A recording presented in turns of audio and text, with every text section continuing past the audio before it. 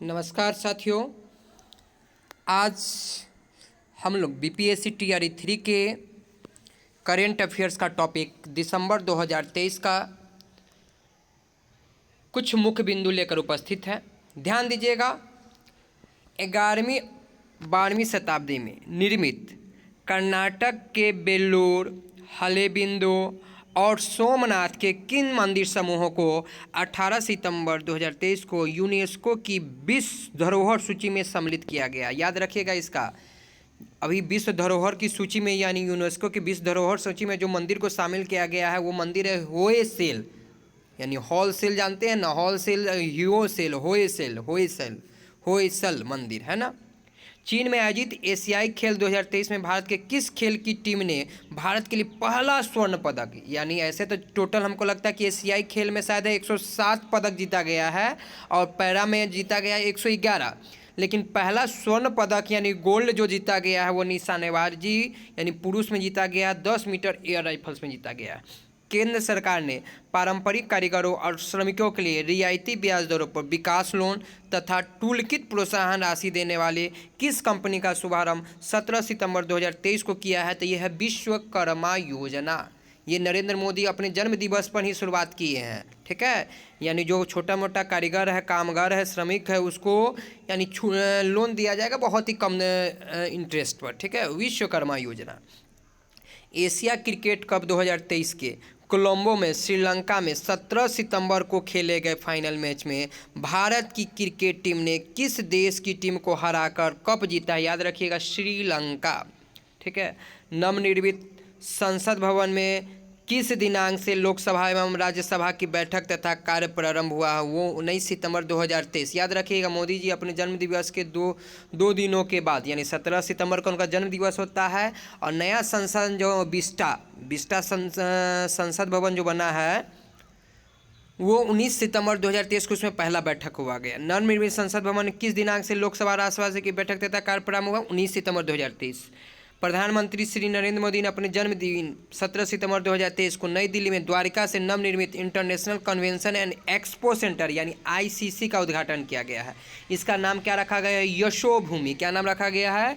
यशोभूमि। नई संसद भवन में लोकसभा में सर्वप्रथम पहले दिन 19 सितंबर को 2023 को कौन सा संविधान संशोधन विधेयक प्रस्तुत किया गया जिसे लोकसभा और राज्यसभा में पारित भी किया गया? यह है नारी शक्ति वंदन विधेयक, जिसके द्वारा महिला को आरक्षण का प्रावधान किया गया है।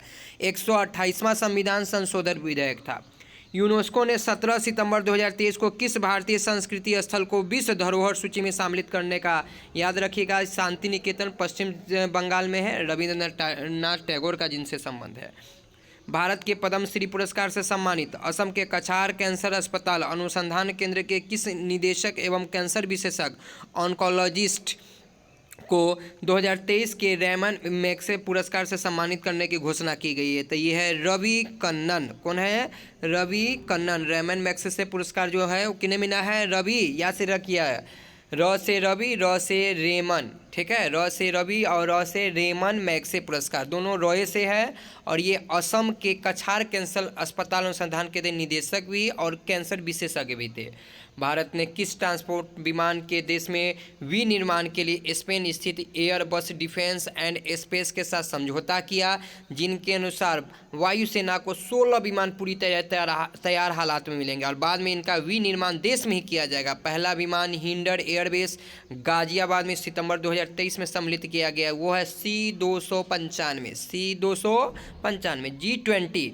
अब G21 हाल फिलहाल में आपके नई दिल्ली में भारत मंडप में इसका आयोजन किया गया था, ठीक है। उसी में अफ्रीकी संघ को भी सम्मिलित किया गया, इसलिए अब G20 नहीं G21 है। का नवंबर 2024 में आगामी 19वां शिखर सम्मेलन कहाँ प्रस्तावित है? याद रखिएगा, 18वां जो शिखर सम्मेलन हुआ है आपका भारत मंडप नई दिल्ली में हुआ है और 19वां जो शिखर सम्मेलन हो जाए रियो डी जीनेरियो ब्राज़ील, उसी दिन उनको ये थमा दिया गया था कि आपके यानी ब्राज़ील में होगा अगला। भारतीय सेना की राजपूताना राइफल्स बटालियन के 32 जवान 25 से 30 सितंबर 2023 को ASEAN defence minister meeting plus experts working group ADMM plus EWJ के तहत संपन्न हुए काउंटर टेररिज्म फील्ड ट्रेनिंग अभ्यास में भाग लेने के लिए कहाँ गए हैं? तो ये रूस व्लादिवोस्टोक। ग्रीस के किस परंपरागत पहाड़ी गांव के समूह को यूनेस्को ने सितंबर 2023 में वर्ल्ड हेरिटेज लिस्ट में यानी धरोहरों की सूची में शामिल किया गया है? ठीक है, जैसे आप ही कुछ देर पहले देखे थे विश्व धरोहर की सूची में जो मंदिर हमारा है कहाँ कौन है? होएसेल।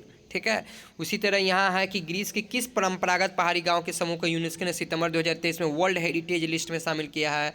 तो जागोरोचोरिया। ठीक है, अमेरिका की अंतरिक्ष एजेंसी नासा का कौन सा पहला मिशन जो एस्ट्रॉयड बेनू से मिट्टी का नमूना 24 सितंबर 2023 को लाने में सफल रहा है? तो ओसिरस रेक्स है। ठीक है, भारत में पहली बार Moto GP India Grand Prix 2023 सितंबर में कहाँ आयोजित की गई है? तो Buddh International Circuit, Greater Noida, Uttar प्रदेश।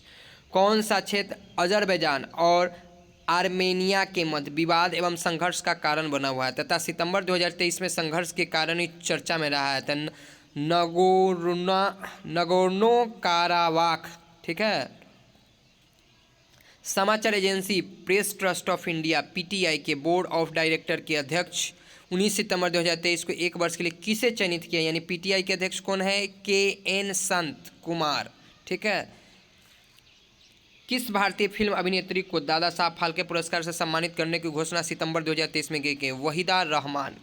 यानी दादा साहब फाल्के पुरस्कार किसको मिला है? वहीदा रहमान। ठीक है, वर्ल्ड हेल्थ ऑर्गेनाइजेशन WHO ने अक्टूबर 2023 में बच्चों के लिए मलेरिया की किस नई वैक्सीन के प्रयोग की अनुशंसा की गई है? तो R21 मैट्रिक्स M। भूवैज्ञानिकों ने किस विलुप्त प्रायः 8वें महाद्वीप को समुद्र के नीचे खोजने की घोषणा की है? जीलैंडिया। किस पूर्व भारतीय क्रिकेट खिलाड़ी को अफगानिस्तान क्रिकेट टीम का विश्व कप के लिए परामर्शदाता यानी मेंटर नियुक्त किया गया? अजय जडेजा को। ठीक है, रविंद्र जडेजा अभी तो खेल ही रहे हैं, ये अजय जडेजा है। किस मलयालम भाषा की फिल्म को 96वें ऑस्कर या अकेडमी अवार्ड 2024 में सर्वश्रेष्ठ विदेशी फिल्म कैटेगरी में सम्मिलित होने के लिए भारत की ओर से आधिकारिक रूप से चुना गया है? तो 2018 everyone is a hero. Ranji Trophy विजेता सौराष्ट्र और शेष भारत की टीमों के बीच अक्टूबर 2024 में राजकोट में खेले गए फाइनल मैच में विजयी रहकर किसने ईरानी कप ट्रॉफी जीता है? ठीक है, तो ईरानी कप ट्रॉफी कौन? शेष भारत। भारत के किस राज्य ने 2 अक्टूबर 2023 को जातीय सर्वेक्षण के आंकड़े जारी किए तथा इस प्रकार का सर्वेक्षण जारी करने वाला प्रथम राज्य बन गया है? तो ये प्रथम राज्य पूरे भारत में पहला जातिगत आधारित जो जनगणना किया गया है वो बिहार में किया गया है। मालदीव में सितंबर 2023 में संपन्न राष्ट्रपति के लिए निर्वाचन में वर्तमान राष्ट्रपति इब्राहिम मोहम्मद सोली को हराकर कौन जीत गया? हाँ, मोहम्मद मुइज्जू। ठीक है, मुइज्जू। नॉर्वे के किस साहित्यकार एवं नाटककार को 2023 का साहित्य का नोबेल पुरस्कार देने की घोषणा 5 अक्टूबर 2023 को की है? जॉन फोसे।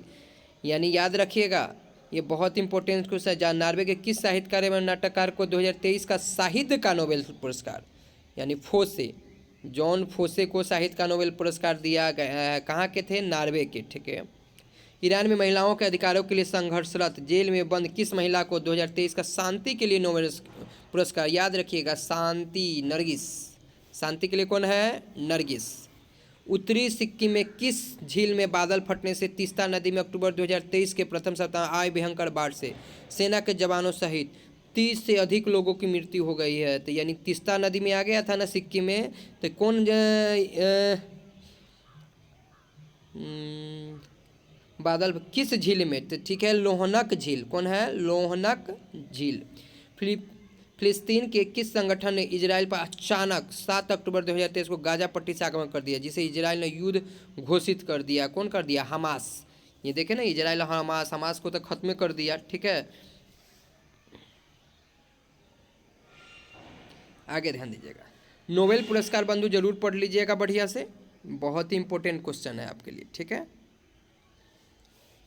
वर्ष 2023 के नोबेल पुरस्कारों की घोषणा 2 से 9 अक्टूबर 2023 के दौरान की गई। यह पुरस्कार शांति, साहित्य, शारीरिक क्रिया, विज्ञान इत्यादि विभिन्न क्षेत्रों में दी जाती है। ठीक है, ध्यान दीजिएगा। ये भी पढ़ना जरूरी है कि ये कौन देता है, कभी कभी ये भी पूछ देता है। तो याद रखिएगा कि नोबेल पुरस्कारों में भौतिक विज्ञान, रसायन विज्ञान, अर्थशास्त्र के क्षेत्र के पुरस्कार हेतु विजेता का चयन जहां स्टॉकहोम स्थित royal Swedish academy of science द्वारा किया जाता है। ये बहुत इंपॉर्टेंट क्वेश्चन है बंधु, कॉपी में जरूर लिख लीजिएगा। नोबेल पुरस्कार में भौतिक विज्ञान, रसायन विज्ञान और अर्थशास्त्र के क्षेत्र का पुरस्कार का जो चयन करता है वो स्टॉकहोम स्थित royal Swedish academy of sciences करता है। वहीं साहित्य के क्षेत्र के पुरस्कार के लिए नोबेल स्वीडिश एकेडमी द्वारा और चिकित्सा विज्ञान के पुरस्कार हेतु कैरोलिंस्का इंस्टीट्यूट की नोबेल असेंबली द्वारा तथा शांति के पुरस्कार हेतु ओस्लो स्थित नॉर्वे की नोबेल कमेटी द्वारा विजेता का चयन किया जाता है। ये कभी बहुत बार पूछ देता है, ये याद रखिएगा बहुत। इन पुरस्कारों में चिकित्सा विज्ञान, रसायन विज्ञान, भौतिक विज्ञान, साहित्य और अर्थशास्त्र के पुरस्कारों का वितरण 10 दिसंबर को अल्फ्रेड नोबेल की पुण्यतिथि पर स्वीडन में स्टॉकहोम में किया जाता है, जबकि नोबेल शांति पुरस्कार 10 दिसंबर को ही नॉर्वे की राजधानी ओस्लो में दिया जाता है। इन पुरस्कारों के तहत देय पुरस्कार राशि जो है 10-10 मिलियन स्वीडिश क्रोनर यानी 8.81 लाख अमेरिकी डॉलर, लगभग 7.25 करोड़ से बढ़ाकर 11 मिलियन स्वीडिश क्रोनर यानी 9.86 लाख अमेरिकी डॉलर, 8.81 करोड़ रुपया कर दी गई। इस वर्ष के इन पुरस्कारों के लिए चुना गया। किनके चुना गया से ध्यान दीजिएगा। चिकित्सा के क्षेत्र में यानी फिजियोलॉजी के क्षेत्र में जो दिया गया है वो ड्रियू बिसमैन कैटालिन कारिको को है। तो याद रखिएगा बिसमैन कैटालिन। बिसमैन चिकित्सा के क्षेत्र में कौन है? बिसमैन कैटालिन, ठीक है, ध्यान दीजिएगा। और किस लिए दिया गया ये भी पूछा जाता है कि इनको तो दिया गया लेकिन क्यों दिया गया, तो ये देख लीजिए, इसको डिटेल में थोड़ा पढ़ लीजिएगा। चिकित्सा अथवा फिजियोलॉजी के क्षेत्र का वर्ष 2023 का नोबेल पुरस्कार हंगरी मूल की अमेरिकी बायोकेमिस्ट है, हंगरी मूल की थी लेकिन अमेरिका में जाकर बस गई, प्रोफेसर कैटालिना कारिको, वो अमेरिकी चिकित्सक और इम्यूनोलॉजिस्ट ड्रू बिसमैन को संयुक्त रूप से प्रदान करने की घोषणा कैरोलिंस्का इंस्टीट्यूट स्थित नोबेल असेंबली ने 2 अक्टूबर 2023 को इन्हें पुरस्कार न्यूक्लियोसाइड वेट मॉडिफिकेशंस का संबंध शोध जिससे कोविड-19 के लिए प्रभावी mRNA वैक्सीन बनाने में मदद मिलने के लिए दिया गया है। यानी कोविड-19 के वैक्सीन बनाने में जो इनका mRNA में मदद जो किया था इन्हीं के लिए दिया गया। कैरोलिंस्का इंस्टीट्यूट की विज्ञप्ति के अनुसार पुरस्कार की राशि 11 मिलियन स्वीडिश डॉलर दोनों पुरस्कृत वैज्ञानिकों को दिया जाएगा, ठीक है। याद रखिएगा चिकित्सा का क्षेत्र में जो है विसमैन और कैटालिन है, ठीक है। पूरा याद नाम नहीं रहेगा बंधु, कुछ ना कुछ आप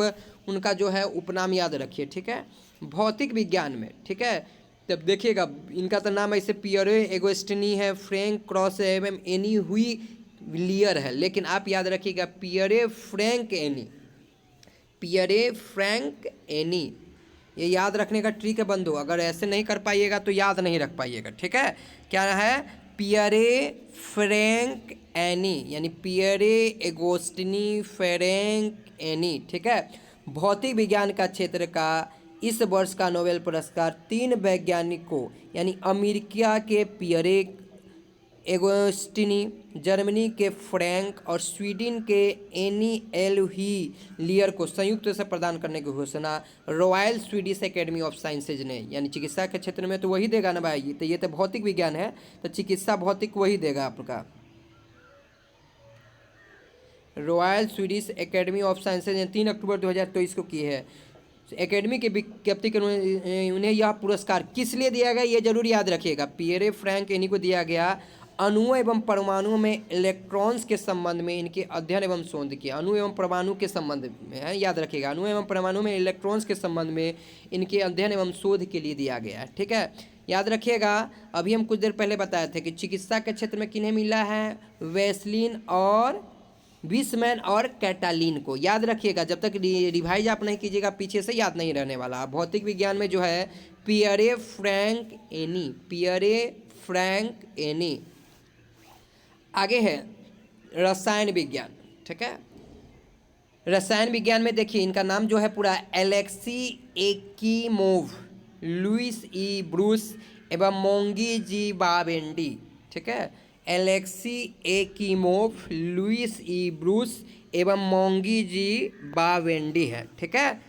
लेकिन हम याद रखेंगे एलेक्सी लुइस मोंगी। एलेक्सी लुइस मोंगी किस क्षेत्र में? रसायन के क्षेत्र में। Alexei Louis मोंगी।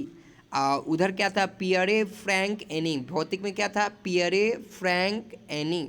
इसमें है एलेक्सी लुइस मोंगी। रसायन विज्ञान के क्षेत्र में वर्ष 2023 के नोबेल पुरस्कार की घोषणा royal Swedish academy of sciences ने 4 अक्टूबर 2023 को की है। यह पुरस्कार भी अमेरिका के 3 वैज्ञानिकों को संयुक्त रूप से दिया गया। ये भी अमेरिका के हैं, ठीक है। इनमें Massachusetts Institute of Technology MIT, Cambridge के मोंगी जी बावेंडी और कोलंबिया यूनिवर्सिटी न्यूयॉर्क के लुइस ई ब्रूस तथा नैनो क्रिस्टल्स टेक्नोलॉजी इंक न्यूयॉर्क के एलेक्सी आई मॉक को शामिल है। स्वीडिश एकेडमी के विज्ञप्ति को इन्हें पुरस्कार क्वांटम डॉट्स की खोज, याद रखिएगा, बहुत इंपॉर्टेंट है। रसायन विज्ञान में जिन्हें नोबेल पुरस्कार मिला है, किस क्षेत्र में काम करने के? क्वांटम डॉट्स की खोज एवं उनके सिंथेसिस के लिए दिया गया है। पुरस्कार इसे 11 मिलियन स्वीडिश करोड़ तीनों वैज्ञानिकों को समान रूप से वितरण किया गया। याद रखिएगा, रसायन विज्ञान के क्षेत्र में किन्हें नोबेल पुरस्कार मिला है? Alexei Louis मोंगी। एलेक्सी लुइस मोंगी, ठीक है। आगे ध्यान दीजिएगा।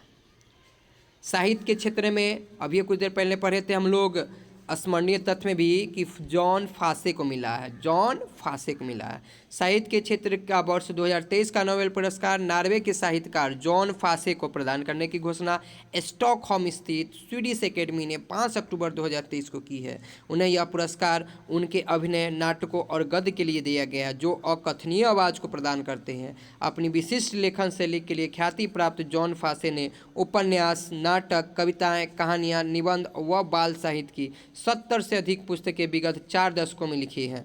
50 से अधिक भाषाओं में कुछ का अनुवाद भी किया है। उनका पहला उपन्यास राउट स्वाट यानी रेड ब्लैक 1983 में प्रकाशित हुआ था, ठीक है।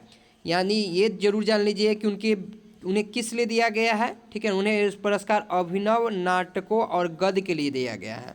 उनके अभिनव नाटकों और गद्य के लिए जो अकथनीय आवाज़ को प्रदान करते हैं, ठीक है। ये कहाँ के थे? नॉर्वे के साहित्यकार है जॉन फासे, ठीक है। शांति में तब ये कुछ देर पहले हम चर्चा किए थे नरगिस। शांति में कौन है? नरगिस। और भौतिकी में कौन है? Pierre Frank any. और इसमें कौन है रसायन में? तो रसायन में अभी कहते एलेक्सी लुइस मोंगी। शांति में ध्यान दीजिएगा। लगभग 12 वर्षों से जेल में निरुद्ध ईरानी महिला नरगिस मोहम्मदी को महिला अधिकारों उनकी आज़ादी के लिए अनवरत संघर्ष के लिए वर्ष 2023 का नोबेल शांति पुरस्कार प्रदान करने की घोषणा ओस्ले स्थित नोबेल कमेटी ने 6 अक्टूबर 2023 को की है। अपने इस संघर्षों के लिए नरगिस मोहम्मदी को अलग अलग मामलों में 13 बार गिरफ्तार किया जा चुका है तथा 5 मामलों में 31 वर्ष की कारावास की सजा उन्हें सुनाई जो कि 51 वर्षीय नरगिस मोहम्मदी शांति का नोबेल पुरस्कार पाने वाली 19वीं महिला है। वह ईरान की दूसरी महिला जिन्हें नोबेल शांति पुरस्कार दिया जा रहा है। इससे पूर्व ईरान की मानवाधिकार कार्यकर्ता है शिरीन एबादी को 2003 में यह पुरस्कार दिया गया था। यानी ईरान की ये दूसरी महिला है, ठीक है। और विश्व की जो है ये 19वीं महिला है, ठीक है, जिन्हें शांति के क्षेत्र में नोबेल पुरस्कार दिया जा रहा है, ठीक है। अर्थशास्त्र में देखिए ऐसे भी अभी गोल्डन युग चल रहा है, ठीक है। तो अर्थशास्त्र में याद रखिएगा गोल्डन, गोल्ड से गोल्डन बन जाएगा, ध्यान दीजिएगा। अर्थशास्त्र में जो दिया गया है क्लाउडिया गोल्डिन को, किसको दिया गया है? Claudia Goldin. अर्थशास्त्र के क्षेत्र में के वर्ष 2023 के नोबेल तुल्य पुरस्कार है ना, यानी नोबेल पुरस्कार के समान जो है एल्फ्रेड नोबेल की स्मृति में अर्थशास्त्र के स्विस बैंक पुरस्कार, ठीक है, की घोषणा royal Swedish academy of sciences द्वारा 9 अक्टूबर 2023 को की। यह पुरस्कार अमेरिकी श्रम अर्थशास्त्री क्लाउडिया गोल्डिन को दिया गया है, ठीक है। अमेरिका के है, अधिकतर अमेरिका के है। 77 वर्षीय क्लाउडिया गोल्डिन को यह पुरस्कार महिलाओं के श्रम बाजार के परिणामों के बारे में जानकारी को उन्नत करने के लिए दिया गया है। श्रम बाजार में विगत 200 वर्षों से अधिक के आंकड़े एकत्र कर श्रम बाजार में महिलाओं के काफ़ी कम प्रतिनिधित्व और पुरुषों की तुलना में उनकी आय में अंतर आदि पर शोध के लिए दिया गया है, ठीक है। अर्थशास्त्र के क्षेत्र का नोबेल पुरस्कार उन्हें 5 नोबेल पुरस्कारों से कुछ भी नहीं। इसकी स्थापना एल्फ्रेड नोबेल ने अपनी वसीयत के द्वारा नहीं की थी।